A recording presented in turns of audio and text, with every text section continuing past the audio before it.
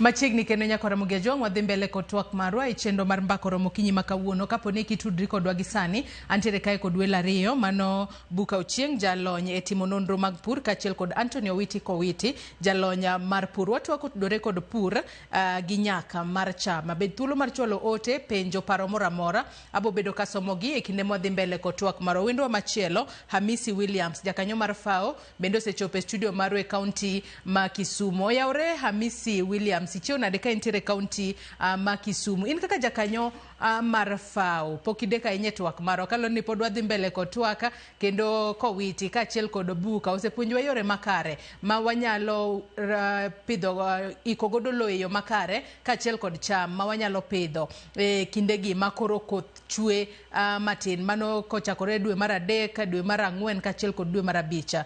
Karwake twak okinyi makawuono Hamisi ageno ni winja e yo makare kata kamano nyaka sani in korka kori nyalo wacho ni seche moko gin achiedh nade kaka mage ma seche moko waromo gode pacho kae makoro semiyo piny Kenya poko bedo kod chiemo moromo. Tang'o monego bene timo mondo wabed kod chiemo moromo e kindegi ahinya nyate kindegi ma jopur ikore ne puro jomoko bende osekomo jomoko koka bro chako komo e kinde mabiro mbele. Hamisi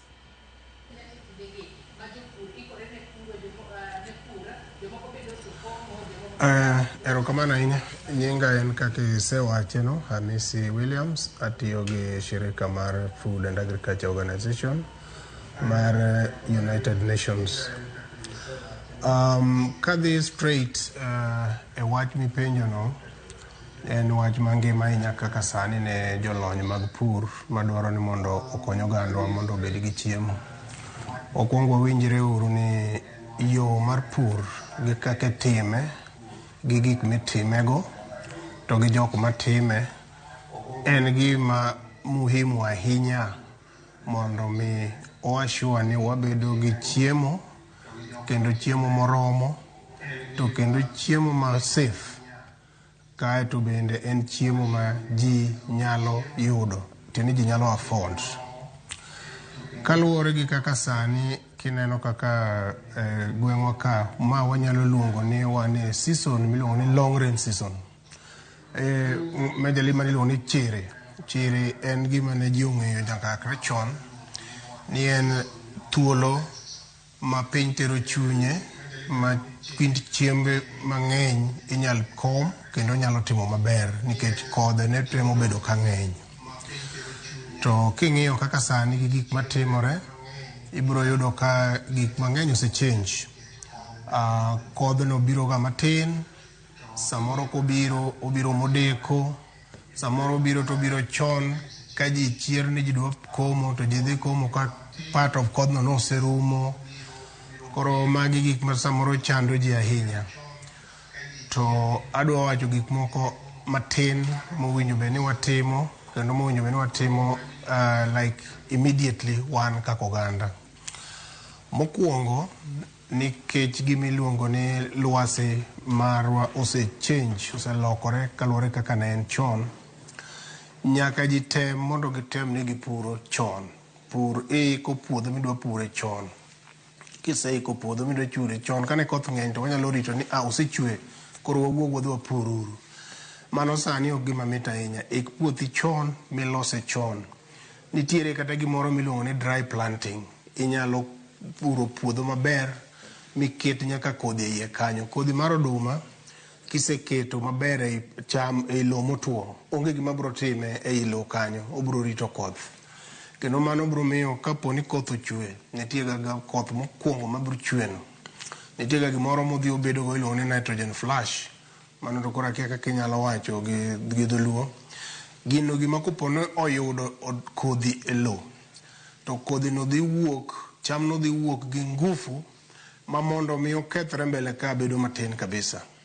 Koro mar achiel pur chon mondo ika puodho chon. Wawe rito ni nyaka koth lwar koro ka wadhi ure puodho.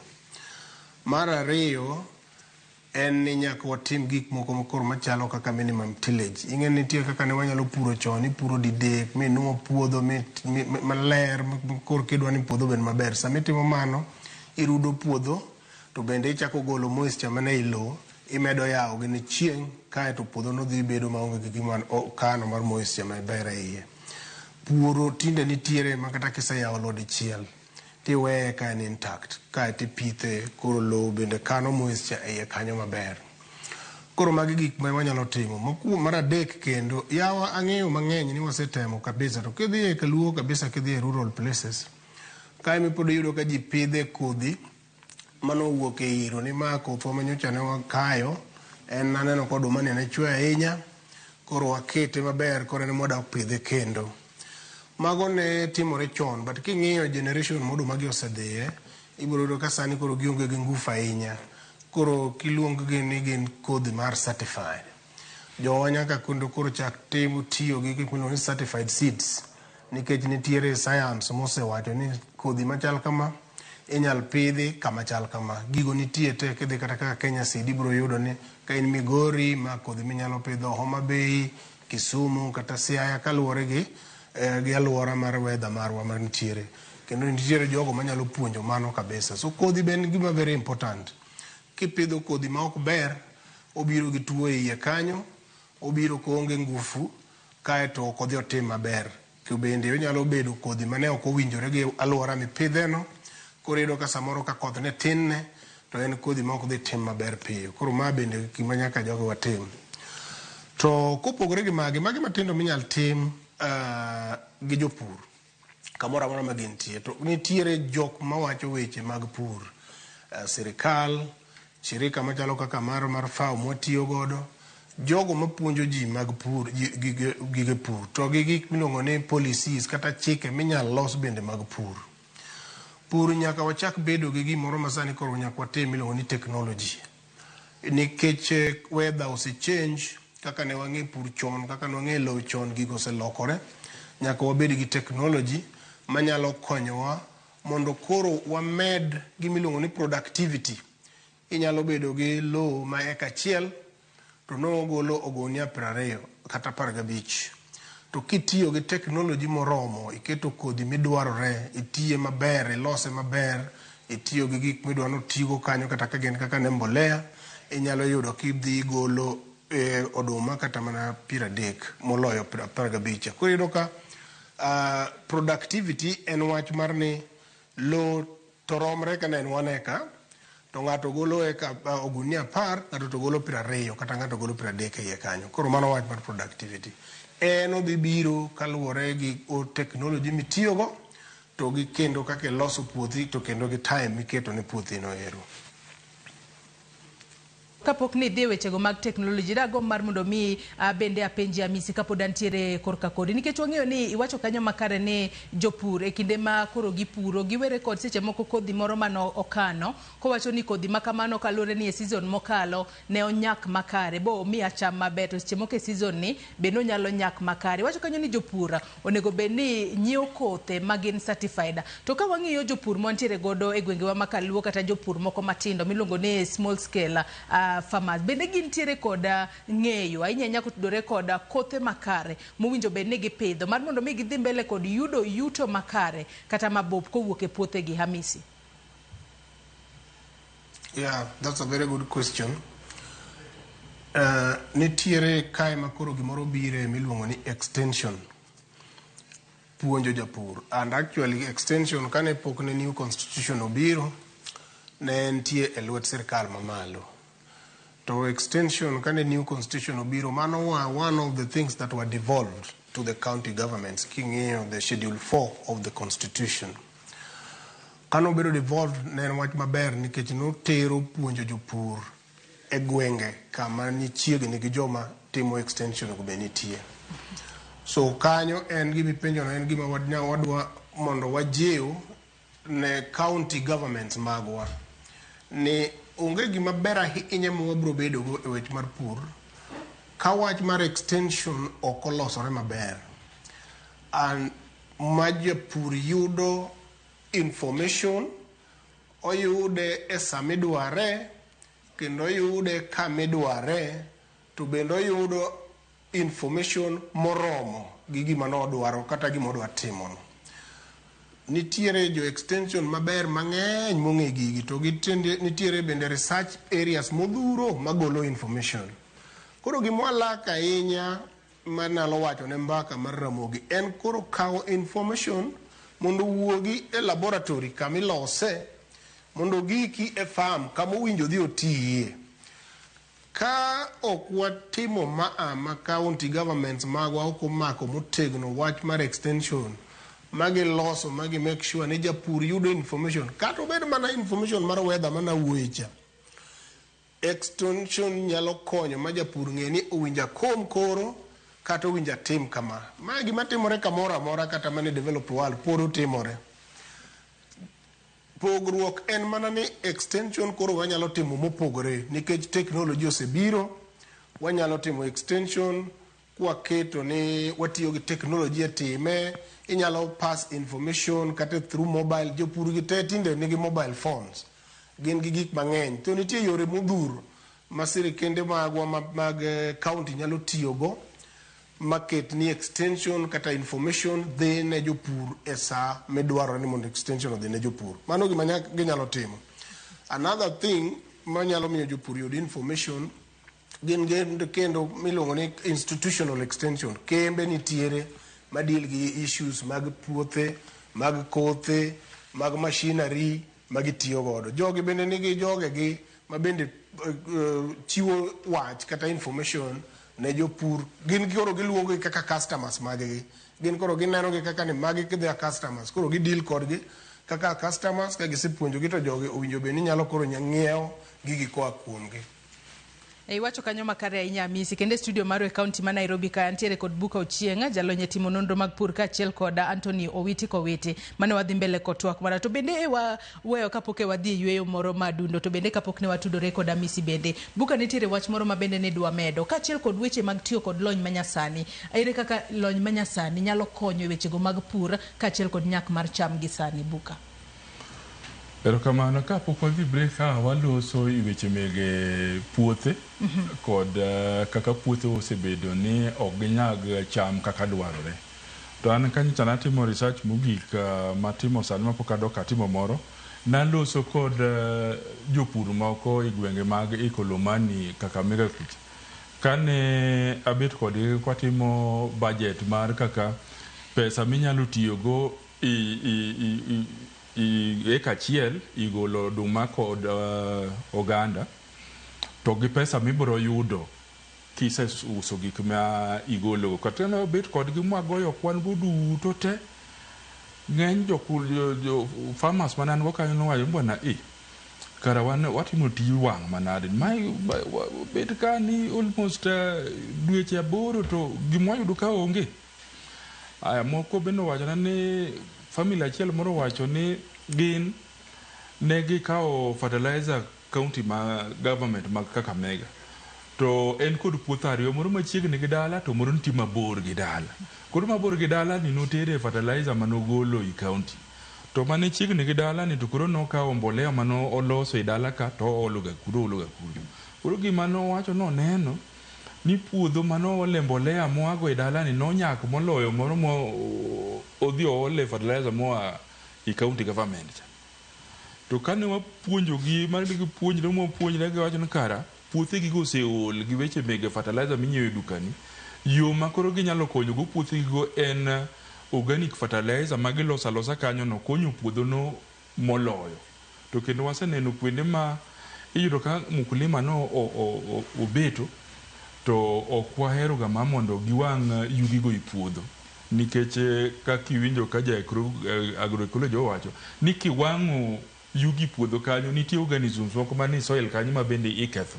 Lakini kapo ni wang'o yugi gi puodho mipuro puodho kata kapo ni wang'o kanise puro to iyudo ka puodho no e area miwang'e yugi no iyudo kod mutwi madongo kabisa. Mandene ni nyaka bed ni puothi ni no osebedo kod acid mang'eny koro buru mar mani wang'o ni okonyo puodho ni. Lakini kwa dhi mbele sababu ni koro ringo sani kaka neno ka Hamisi wacho ni weche mege extension osebedo ka chando mkulima japur ma Kenya kabisa. Ni muzungu kapok nodhi muzungu ne kelo gima iluongo ni train and visit. Ipuonji to kendo obiro ng'iyo to bende timo kaka nopuonji cha. ma jo wano yuno sing'iyo iyo ma ng'ato biro iri to puonji iluongo ni supply driven extension ma eni mobiro iri kubiro neno ka kute moko chando ng'isi ni makoro timma mondo gigo odog chien ama owuog to sani mano koro onge uri penyo to sani koro wanyalo tiyo gi yore mage mag lony manyasani nikech kaka Misi bende wacho from Kisumu owacho ni nitie institutional extension to extensions gi iyudo ka gi ng'ato biro to en kod agenda mare en obiro samoro en kod kambi ne moro en gi gike moko modwa uso koro gik mopuonji mana kochomo gik mo odwa ka ni mondo ousgi to ng'ama nyalo golo extension maber ma onge kod interest kinde ka en mana sirikal to ka koro jok mapuonjo ji gi bende gin mopogore to kata mkulima ni bende bedo confused ng'ano biro wacho ne ma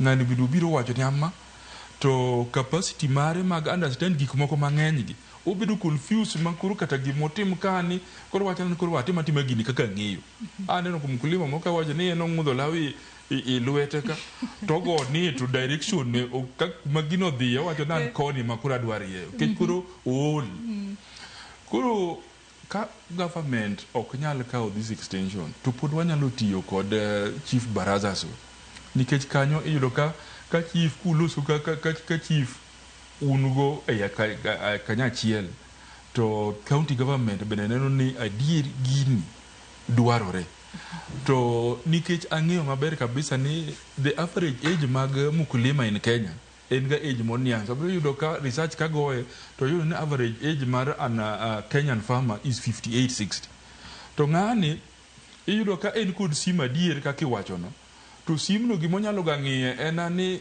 oorne M-Pesa moro yudo ka M-Pesa to ging'e ng'iyo nikech ong'iyo kabisa to wacho dak ioro migolego to kioro ni message mar puodho ni to yudo ka odaka kanyo okosome koro anda neno ni yore masani ma inyalo tigo en kaka koro wapuonjo ji Ramogi TV ni oganda wang'iye kendo winjo wa maber kabisa ma bed ni kata kapo ni Ramogi nyalo ga bedo kod programs gi mang'eny yore migi puro sana indalo makoro koth chakre ni kod idiere kanyo kata na yore mag agronomic activities kaka oribed ni komo idoyo ere kaka oriwo bed ni igolo cham e puodho mondo losses moko ma lal moko mwayudo kosegol cham e puodho milongo ni post harvest losses miyudo ma jopur yudo kinde mathoth iyudo ka nitie oduma moro ma en ose machua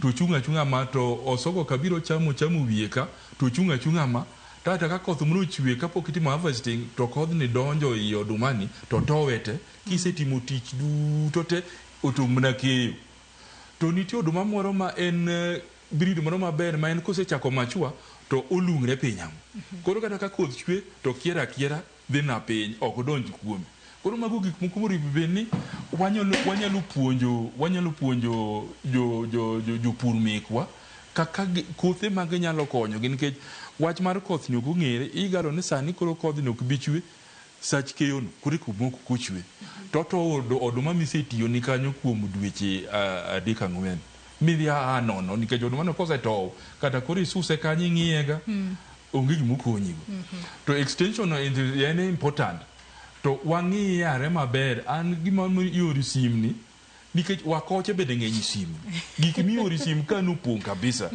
basa matin tit kidhi ng'iye to ni oorni pesa to pesa no bende king'iyo to onge ma bende kata attitude mar sim gi messages osebedo mopogre chief baraza ni ema ng'iyo kabisa en kod simba mar Kenya en sirikal to kendo jowa biro kochoko ji ni chief nigi baraza kama to dwa losi weche mege pur aneno kodwa kucha ka ji dhi ada kwatemie mano iwacho kanyo makare ahinya to koro waseloso kotudore kod kata kaka inyalo konyo jopur ahinya to ewi ng'eyo gigo mopogore motudore kod wechego mag pur tadera e kinde mane watwak asefwenyo ka wacho ni wechego mag mbolea kata fertilizer ma seche moko ji nyiewe dukni kacha moko kuom gi seche moko jopur moko osetiyo godo mang'eny ahinya makoro ok bed makare ne puothegi kama gidwa pithe kendo kata kama gidwa kete cham moko mar mondo mi onyagi kopogore kod fertilizers makata inyiewe duka wang'e ni kinde mathoth kinde mag pur mar cham e puodho kacha kata kinde ma ng'ato osepitho to wayudo ga ni nitiere kute moko ma kowiti ni sewacho moko kuom kute kata moko kuom gigo ma thoro hinyo cham ka nitiere puodho kacha to nitiere jopur moko ma gin seche sa ma koro neno ni nitiere kata kute moko madwaro hinyo cham manosepidho e puodho kacha to koro odhi mar mondo mi onyiew kata yedhe mago ma nego kute makamagi yedhe makamagi bende ber tiyo godo to ere kaka seche moko japur nyalo geng'o moko kuom kute ma seche moko donjo kata chama kata ketho moko kuom cham mipidho e puothe mopogore opogore Kowiti. Erokamano Joyce, kuom penjo en penjo maber ahinya. Adwa named matine kuom teknoloji ma japur nya tiyogo sani kapok awacho mano. Teknoloji ma sani jopur mang'eny ang'e ni sani nigi simbe mag smartphone, iluongo ni smartphone. To smartphone gi sani nitiere applications moko ma jopur nitie japur moro ma ong'e tiyo gi smartphone kendo nya download apps ailago.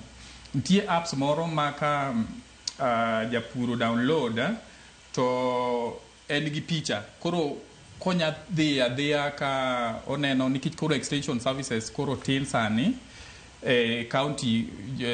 counties wa kata national government koro ni piny koro apps gi nyalo detect the type of disease or types of pest ma inyo cham mopidhi koro kendo gi nyaka kaka inyalo geng'o gi koro mano technology mosabiro. Mar ariyo japur be nya tiyo nitiere WhatsApp group mopogore opogore mag jopur koro kanyo biloro ni japur nyalo penjo moro iye kanyo to nyawadgi mane nigi challenge aila no nya duoke kanyo nyise ni an atiyo kama to nokonya kama. Mar ariyo en ni technology mana wacho ni push and pull cha mago technology mobiro sani ma japur nyalo kosa puonje maber japur nyalo tiyo go maber. Moro sani be nitiere AI artificial information ma jopur man gi smartphone kendo nyalo Google direct ma informations gi ni e mbui ka informations gi ni e mbui ka ma jopur nya tiyo go obed type mar fertilizer monego be ni itiyo go sami puro organic kata inorganic kaka minyalo yudo nitiere information no kanyo.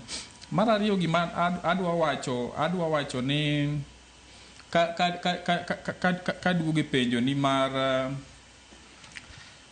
penjo weche mag kute ma seche moko jopur dhi kata duka moro to nyiewo pesticide mar mondo mi okonye nego kute ma seche moko chamo cham e puodho. Erokamano. Koro mondo japur oyud productivity mane bwana Amisi wacho cha nitie yore mang'eny monego be ni gigeng'o go tuoche kata kute machando cham. Asa uwe mokwongo na uwe kaka stem borer na uwe meguna kata fall armyworm kendo nitiere moko machalo ka chalo leaf miner nyalo aphids koro mago example moko mag kute kata giluongo ni pest koro yo ma japur nyalo tiyo go maber nikech food security kaka Amisi ne wache food security wang'iyo ni japur be nyalo yudo chiemo ma regular nyalo bedo gi chiemo ma regular to chiemo ni ben safe ben chiemo maber ma inya chamo to ok chand dendi ni kare koro okwanya wuo food security kokwa wuo gi miluongo ni food safety. Food safety ng'iyo ni chiemo ni kaka igole puodho ni kitede bo onya konyo dendi maonge side effect moro amora monya kelo ni kech nitiere chiemo moko ma osawinjore ni kelo cancer e del magi tuoche ma richo ma koyudo jowato kawo pesa mang'eny. Koro yo mokwongo manya wacho ni nyalo tigo nitiere gimiluongo ni agroecology nyisowa ni one principle wacho ni input reduction. Koro ok adwa ni japur odhi ong'iew pesticide e puodho.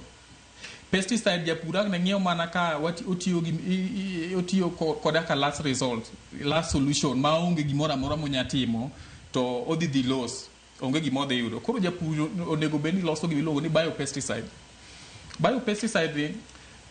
japur nyaka ng'e ni alwora ne mar dalane kata mar puothe kanyo nyaka opidh gik moko miluongo ni nim en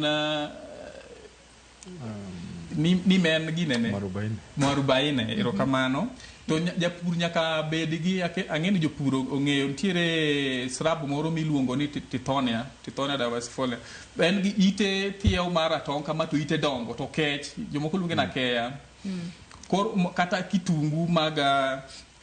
kitungu moramora kata mag alumgi mago yore ma japur nyalo tiyogo to loso gimiluongo ni biopesticide concoction oriwo kata kokawo mwarubaine ni to omedo gi tithonia ni akeya ni oswagogi to ketogi e ndo moro to mede pi kata komedo kata 20 liters ndo ma 20 liters lure ka puothe rom koro kosaketo kamano to dhi umo wiye to weye okuok for 2 wige 2 maximum wige 2 koskabedo kamano to dhi ochunge kosachunge to idong' gi pigi cha pigno kosadongo to pigni en yath biopesticide ni but koro kako dhi tiyo kode odhi tiyo gi ratio 1:5 koro lita achiel mar pigni odhi riwo gi lita 5 mar pi nikech kogoya goya direct kamano odhi wang'o it bando odhi wang'o it cham opidho ni koro kosatimo kamano to obiro go e ite otiyo gi knapsack sprayer onya tiyo ka hand sprayer kata knapsack sprayer to goyo gokinyi kabisa kata gi godhiambo koro gima okwongo monego japur ni ng'eyo kata kapok ochako tiyo gi gigi en gimiluongo ni scouting and monitoring japur samu isakomo bando ni osaticha onego bed ni chako wuotho e puodho ni kineno be ntiere kudni moro mosechako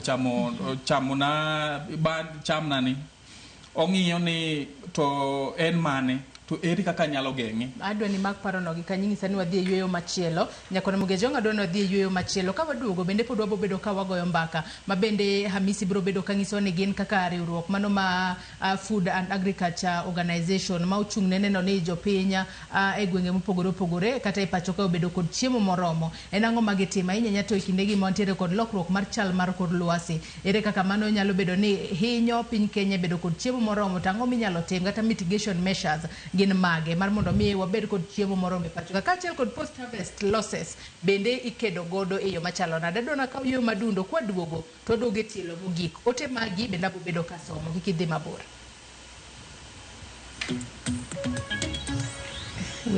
weche mag agriculture koro mita ma wacha diene wanawa Our big dreams start small. And with every hand that lifts, every word that guides, these dreams grow, shaping futures, changing the world. To all the women, you are the wings that make our big dreams fly. Happy International Women's Month from Royal Media Services.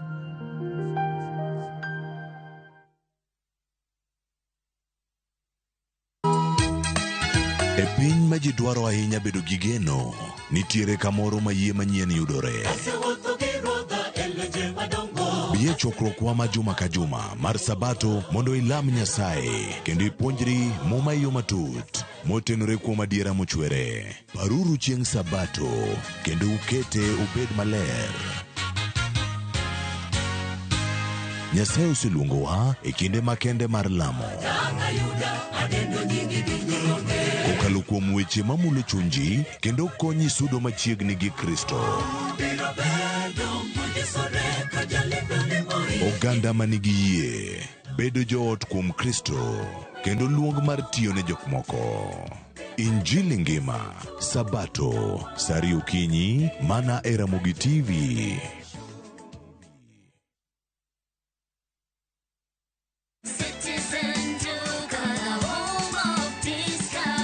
Msimu huu wa Ramadhan, save pakubwa na Citizen Duka, the home of discounts. Pata tende 500 grams kwa shilingi 289 kutoka 375, 2 kgs basmati rice kwa 589 badala ya 746, 2 kg ya unga wa ngano kwa 149 kutoka 171 na 500 ml maziwa kwa shilingi 45 badala ya 49. Kununua bidhaa hizi, dial *487*5#, chagua bidhaa unayoitaka, lipa na uchukue bidhaa hizi kwenye Quickmart Supermarket karibu nawe na uenjoy kusave. Citizen Duka, the home of discount.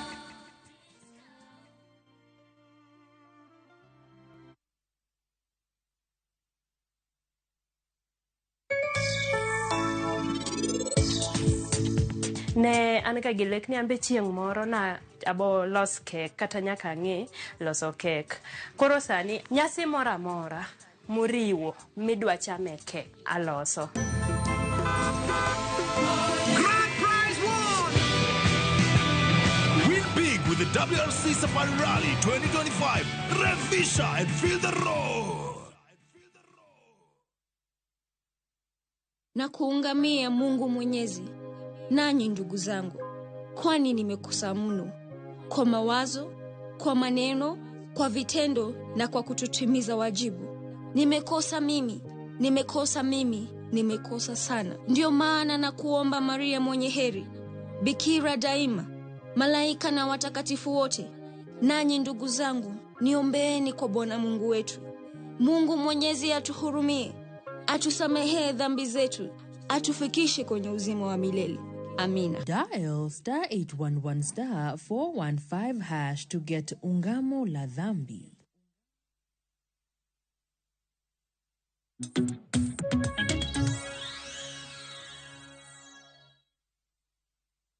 Machiegni kendo nyakwara Mugia Jwang' e tielo mogik e twak marwa mar mbako romo kinyi makawuono kama twak otudore kod pur gi nyak mar chiemo. Hamisi Williams ka entiere kaunti ma Kisumu, ageno ni pod iriwori kodwa kata iwinjo twak kata iluwo twak achiel kachiel kod Buka kachiel kod Kowiti mantiere gode studio kinyi makawuono. Mana penjo ma penji kapok e wadhi e yueyo kacha wechego mag lokruok mar chal mar kor lwasi. Wang'eni in kaka jago mawuok e riwruok mano mar Food and Agriculture Organization, en riwruok mathoth ne ja keto maino mar geneno ne pinje obedo kod chiemo moromo kachiel kod chiemo maber maginyalo chamo kinde duto. Kata kamano wang'eyo ni nitiere wechego mago mag lokruok mar chal mar kor lwasi. Lokruok mar chal mar kor lwasi wanyalo wacho ni seche moko hinyo piny Kenya bedo kod chiemo moromo e yo machalo nade, to ere kaka un kaka FAO ukonyo ahinya e kedo kod lokruok machalo kod lokruok mar chal mar kor lwasi ma seche moko hinyo nyak mar cham?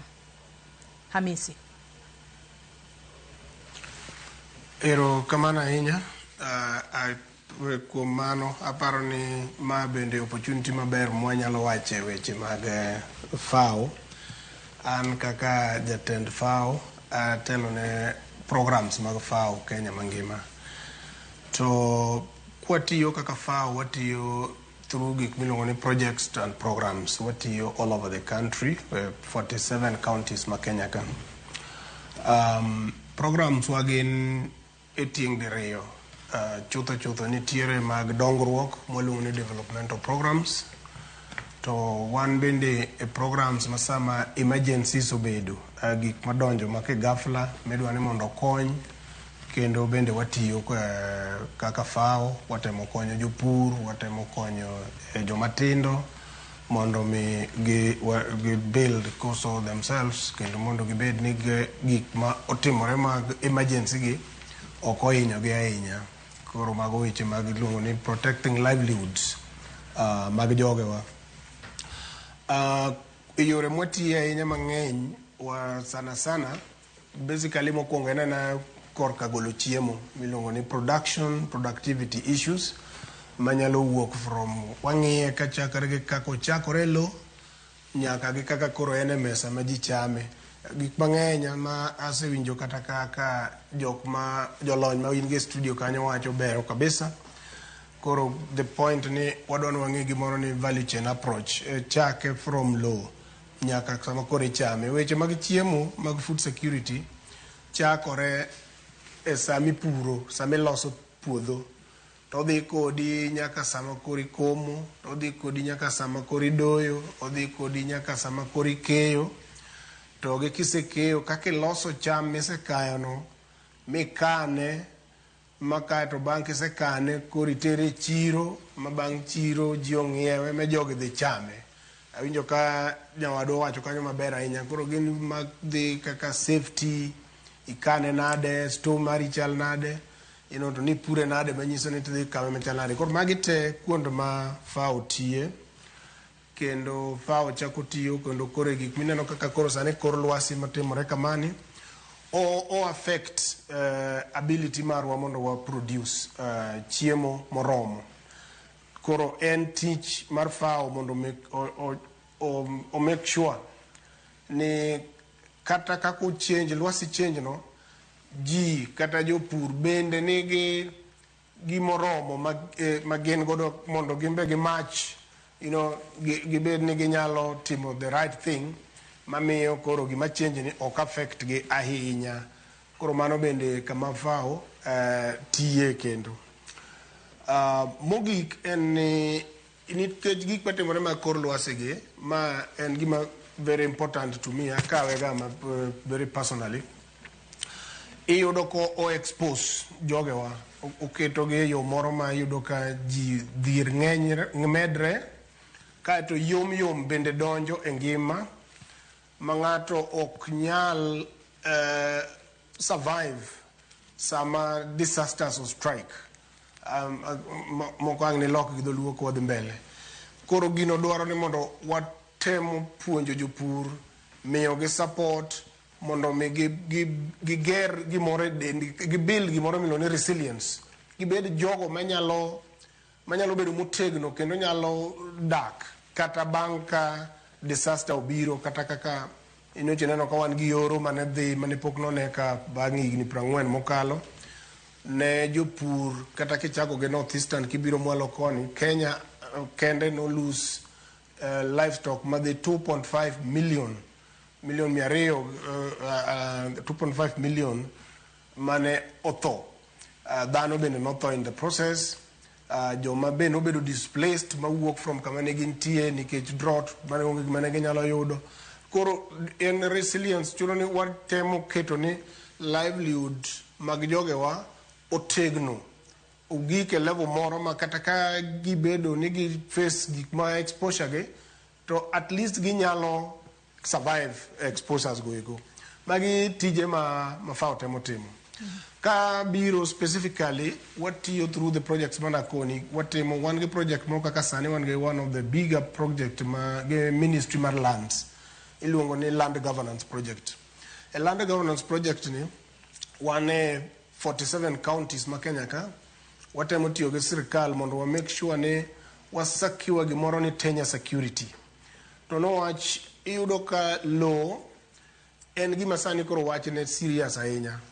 Ji otere court mang'eny, gin weche court modhuro gin mag law. Actually kane watiyo gi judiciary, wayudo ka 45% of cases ma judiciary deal godo gidwa deal gi gik mar around law. To law bende is a factor of production. Koro wang'iyo ni koponi sama oter wach law e court, tiyudo ka law chungi ni kik ng'ato ti kode, tiende ni law no koro idle, kaeto koro wa lose chiemo manowinjo meni wanyalo golo from there. Mano e essence mar land governance ni. Koro watemo tiyo gi ministry to gi counties mondo wa make sure ni weche makamagi olosi, land obedo registered, especially community land obedo registered maber. Watemo puonjo joma mine mondo ging'e role gi e weche mag land, nikech mine yudo ka ng'eny gi gidhi e puodho kabisa kendo gitiyo motegno. Tiyudo ka dala kachacha wuon pacho to ang' usa lono oko console kata ng'ama miyo, to samoro iyudo ka kata cham mane ni e iye kanyo to ng'ama miyo mano tiya mang'eny kagolo. Koro magi bende watemo timo gi through land governance program. Gima important ahinya kendo watiyo gi judiciary e land governance program ni, watemo support gimiluongo ni alternative justice system e land issues. Ma osetiyo maber ahinya kabisa, ma actually osenuang'o okombe mang'eny ni gima wasetimo gi judiciary to ni mar yudo ka weche land kosedhi e court koro court dwa luwogi ma proper iyudo ka kanyo manitie cases mosetieko higni 40 30 kadhi mbele magi tamowa bedo ni lopego nyalo bedo available mondo giti kodgi maber. Hamisi to abro kako mi nantiere example ni kane wasechako tiyo gi judiciary to in Narok sani nitiere mama mane 100 acres of land ne pok nobedo used to Hamisi to kane gigelo the alternative justice Kanga di mana matin Hamisi wang'e kinde ma bende watu wako tudore kod wechego mag apura kaachiel kod nyak mar chiemo iwacho kanye yo makare kaka utemo mateka mar mondo mi une ni puothe ma ji nitiere godo oket otigo de yo makare mar mondo mi puodho kik donga kanyo to ni seche moko kaluore kod ywaruok mopogore ni puodho linga kacha kata kamano puodho ma seche moko ng'ato osekawo ma seche moko japuro osepuro bo cham mane opidho kacha odongo makare wantiere ga kod ywak mathoth makine ng'eny wawinjo tok ka jopur osepuro koro kochopo kinde mag keyo kacha to jopur chiche moko yudo lal mathoth ma iluong kanyo kod dongere ni post harvest losses. Ere kaka wanyalo deal koda lal ma jopur yudo tok keyo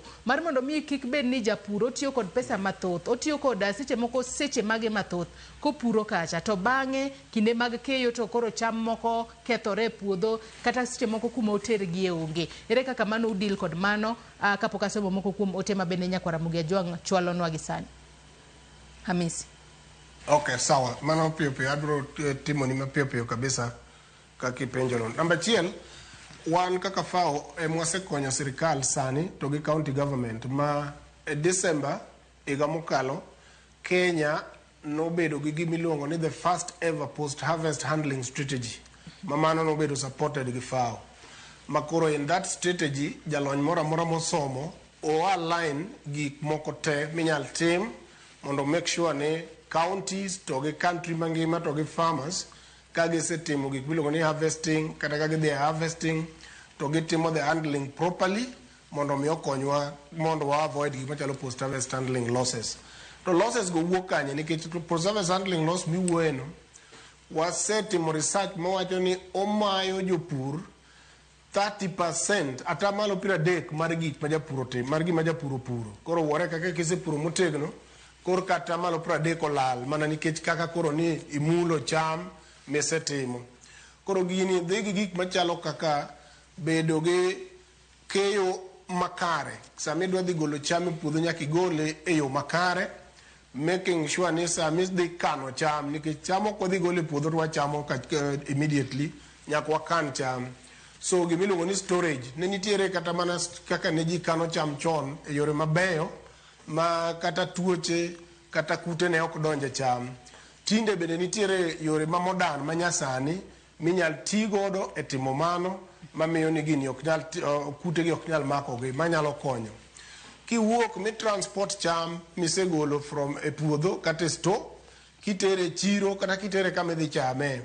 Ka kiting'o cham ni gima very important. Samoro neno ka jamoko tinga cham no ma samoro moko lwar ka ji dhi aya ka in kate e chiro kende kabindi chichwa ma ji bede miuse iro ka kuonde go bende ji loose kendo kabisa mago bende part of post harvest handling mineno ka ji golo ka kineno ka ji okano cham no kelo kata tuoche mag cham no itself gik machalo kaka aflatoxin mama no miyo koro kata kodhi kata chiemo no ok bed safe tekniko osebedo safe wadhi wite oko mano tielo dwokwa chien e gimiluongo ni ang'owa e chiemo mane wasegolo chande koro en gima very critical ma nyaka bed handled motegno kabisa.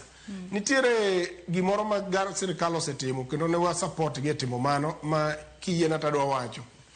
Achiel kuom yore mane konyo post handling losses nitiere gimoro sani ma sirikal osegolo ne nyaka chik ne osekale bunge miluongo ni warehouse receipt system. Ma warehouse receipt system ni jowa owinjo beno chako ng'eyo tiyo kode. Inyalo kayo cham mari to samise kayo cham iwacho ni golo kata gunia 100 ineno kinzi cham 10 in gi 90 midwa uso to seche makamagi iyudo ka ji bendo keyo mang'eny koro bei pod rach. Oyieni manyo jogo matimo warehouse receipt system gin connected gi banks, gidhi keto cham nicha, gidhi kawe kacha, to gidhi miyi receipt ma gidhi miyi cha, gibro chuli kata ka gichuli ata malo 20 mar bei mar chambi, kae to gidhi kano chamcha e koro in ibedo ni ionge gi paro mang'eny mar kaka idwa kano cham. Ka koro bei odhi maber ma cham cho usi, to koro gibro chuli the difference mantie kacha. To samose miyi receipt cha bende inyalo tiyo gi receipt ni mitim godo gimidwaro, inyalo redeem go pesa e bank kata inyalo timo go something. En gima ber kabisa, dwaro mana ni mondo sirkal mamalo to gi ma counties to gi jo kidienje mag pur omed keto mikakati mondo ti ma proper. En gima kotiyo to bro konya ahinya e wach bar post harvest handling, nikech ji ok bibero gi edek mang'eny mag kaka gidhi timo storage gi bir tim koro gi jo mar professional manyalo time properly and buro bedo ni nyalo chulo gi kaka gidwaro. Yeah, so mano one of the ways mag post harvest handling mwanyalo tiyo goro kabisa karo kon. Thuolo marwe manno karumo kinyi makawuono. Dago mar mondo mi asoma ne moko kuom ote ma joneno magwa ne chwalonwa kokalo yore waduto te mag tudruok okinyi makawuono. Ote makamago abo bedo kasomoge kaeto akaw pacho mogik okinyi makawuono. Obila Shemotho wacho ni greetings Joyce, ma Obila Shemotho aluo twaka kendo amora. Onza ni Joyce joluo nyap ne pura kendo nyaka koro wawuog oko e comfort zones ma wantie. Odhi mbele kocha ni kidhi kaluo lo mathoth onindo ma ok opura. Koth nyalo chwe dweche 3 ma kata alot kende ema ng'ato ok opidho kendo nyiewo e chiro. Oluch Kimira irrigation scheme ne okela ne jo rangwe kocha ni pi igoyo pile to puothe onindo te e buya. Nzaka ni Joyce Wasunge nego kothewa mabeyo mane konyowa gikelo jiemo. Mogik, jo weather forecasting osegowa piny.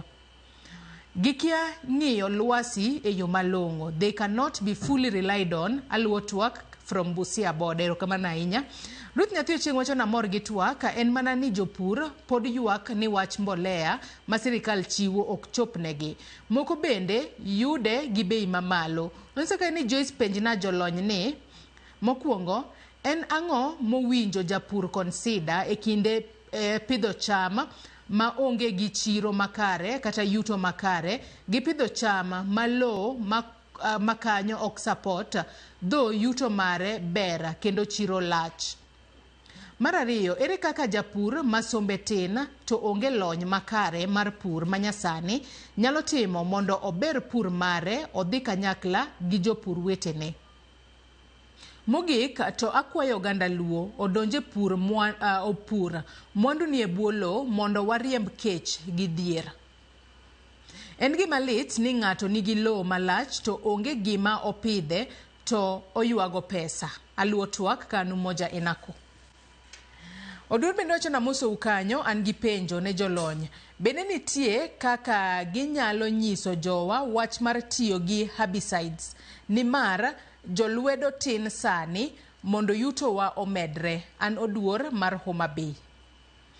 Ka Engineer Lazaro Kanyambok bende ng'isa ka ni Joyce Oduor giler jowa ni homemade fertilizer ber zaidi. Oko chuno ni nyaka inyiew fertilizer e duka.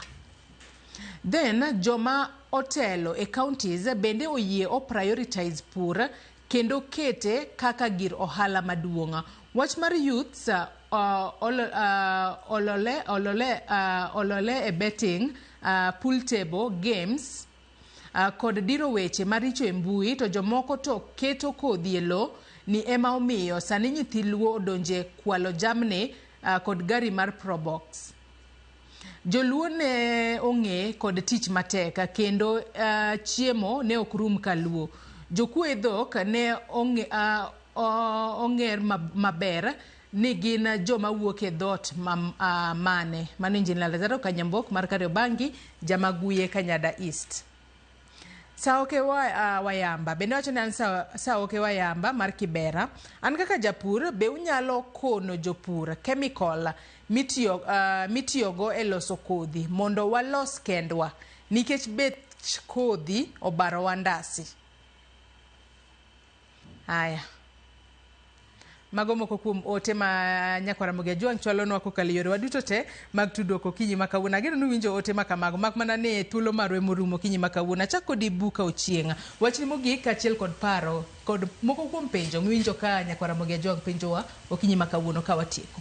Erokamano, aneno gik ma jowinjo owacho mopogore opogore kendo ayie kod joma wacho ni iluowa wach mar puodho ni ji ok okawo gi sinane kaka oripo bedie. Puothe nitie manindo ma ok opur to kan moro koth bende chwe maber. Koro dawach nigi ni kaka giwacho kanyono ni mwandu ni e lowo. Ji mondo wuog oko mondo opur pura kata ka cham biro tho to biro tho ni ji duto. To ka ji biro yudo, ibende biro yudo. Amisi wacho ni teknoloji ema koro nyaka watigo. To adier in the world ma koro wachomo ni to teknoloji nyaka wa embrace. To i weche mag agroecology dwaro ni kikawo science to bende riwe kod magwa mar nyaluo ma mwatiyo tradition bende waketie kanyo. Koro kata kidhi duka ibende kaka in mkulima inyalo time science ni moro kendi ipuothi moro idala kanyo ikawe kata na manya duko na bindiket kata ka ene ka chiel iket to akwota moro bindiketie mar kodhi moro mane isevu ndalo moko mokadho mondo koro ne arento iga mabiro mane mibiro keto mang'eny to mane mibiro medo itimatima experiment no kendi iwuon mondine mondiring kod atunga mayot minyalo ringogo nikech sani kuma ochopeni wach mar pur bedo expensive kabisa samoro tamwa ma mondo wapur wakoro kata ka wablame jomoko no we puodho monindo samoro pesa no onge en kod siso mar tiye to pesa no onge koro kwachako wacho nigi ni kikiti kod kodhi mano igoli puodho higni mokadho to wamedo mana miyo ng'ani bedo dhier idala ne kanyo. Koro temie koni to tema mondo tim experiment mondo ne ka atonga mayot manyalo ringo. Erokamano ahinya Buka. Kowiti wachni mogik ka watieko kaachiel kod paro kiwi ma inyalo koya kata duoko minyalo duoko do joneno magwa mochwalo penjo mopogore opogore mana mapiyo piyo. Erokamano Joyce Agon, erokamano kuom jowa mo penjo kendo mopuoyo gigo duto mwatimo. Mokwongo adwa duoko penjo mar jawinjo moro penjo ni ere kaka ginyalo tiyo gi herbicide masani nikech koro ji betin jok manya tiyo puodho. Adwa kwayo jawinjora ni jawinjo wano ni sani herbicide na wawuoye pesticide herbicide gigo gin gik manego kute lakini ok gibeyo. Onya nego ni lum, onya nego ni kula, lakini ok beyo. Wawuoye food safety. Food safety kae japur biro go yath to japur samoro kiane yath magoni onego beno tieko muda maromo nade mondo kaka walodagi atere puodho. To mar ariyo madwa wacho wan kaka japur wang'iyo gimiluongo ni sustainability. Ok wang'i ni wanyalo yudo chiemo ni dichiel kama. To wang'iyo ni be chiemo ni kwa pidhe be kiny wanya yude kamano. Mar ariyo adwa wacho ni jomoko somo kad nyalo yudo information mar kaka ginyalo yudo pur maber, kaka ginyalo mondo giyud pur maber. Ntiere NGOs mopogore opogore mantie kaluo kuond ka. Kata farmer field day mora ma ging'eyo ni kalro kata gi jomoko oketo. Dhi kanyo mondo isom. Mar ariyo seed saving akwayo jowa ni seed saving ni en gima ber. To jowa kaka sani bando bech gi tek kodhi mar bando beche tek ni. Through seed saving kanye mwanyalo ng'iyo ne kaka wanya yudo kothe mabeyo ma nyuonye mogik Joyce adwa wacho wach National Agroecology Strategy ma wasaloso sani ma koro wadwa bedo implemented kendo wakwayo counties ma marwa makaluo be obed gi obed agroecology policy kata strategy nikech magi yore mabeyo masani dhi konyowa e wach mar kor lwasi, weche mar soil health to kendo gi weche mag livelihood.